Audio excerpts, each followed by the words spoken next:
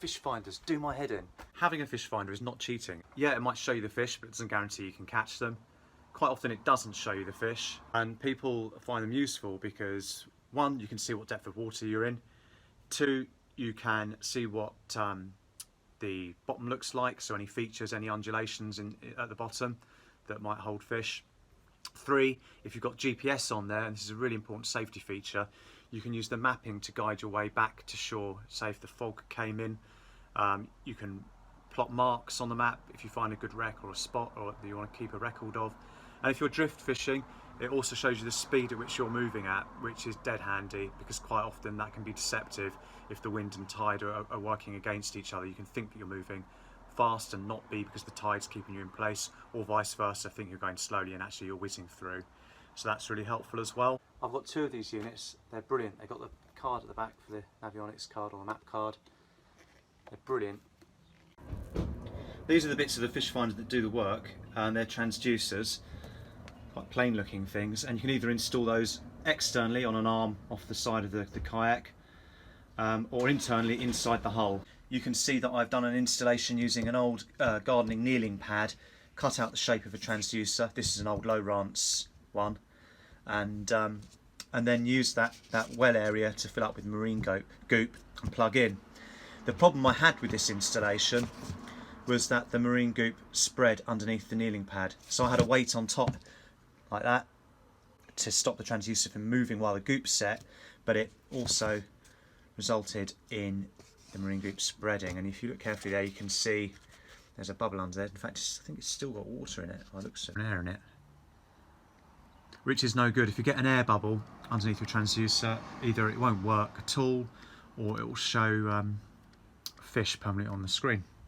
So that's the kneeling pad idea, which I've tried, and it's worked in the past, but it's also failed.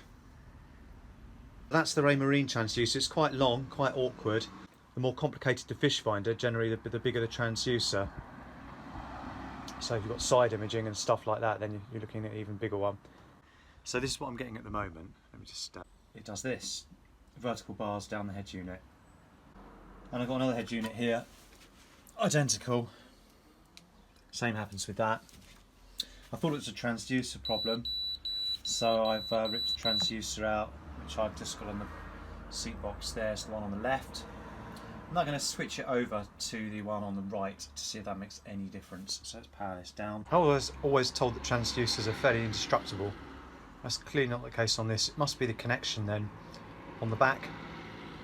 The water ingress in there has affected those pin terminals. Because it's put my hand underneath though, give it a little wiggle. You'll see that appears on the down vision. Marine goop. You can't buy these in tubes, in big tubes. You've got to buy these little piddly things now. They cost a fortune. I've had to wrestle this stuff off when I've had an unsuccessful installation, and that is a bleeding nightmare. So a friend of mine, Patrick, suggested using this stuff, duct seal, and actually just putting it all the way around, encasing the transducer with this, and then filling it with water so that you never end up with any air bubbles. Inclined just to rip all that out and have another go with the marine goop and use the putty to stop the goop from rolling off. It's going to be messy though. I certainly don't like the wet installs because it knackers the water and batteries, just don't go together. Here we go. It's on a flat surface, flattish. It's really difficult. Yeah, so here goes. I'm going to fill that little well up with marine goop and then place my transducer in it, and then place a heavy lead battery on top of the transducer to stop it from moving out of place. So by having the nozzle under the liquid, no bubbles can come out. I've tried popping bubbles with pins in the past. If anything, that just adds another one, so I won't be doing that. Well, at least it's running the right way. It's running back down towards the middle. Some great big bubbles in that, which I'm not happy about.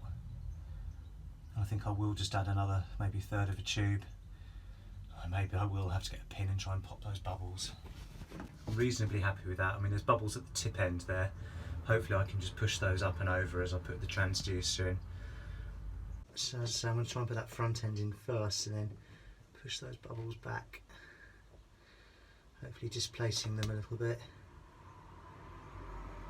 And putting in the transducer in at a slight angle to try and avoid any air getting trapped underneath it.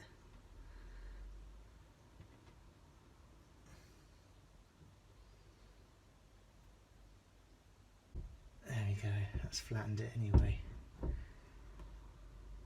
Bingo. So that's the final installation, looks good.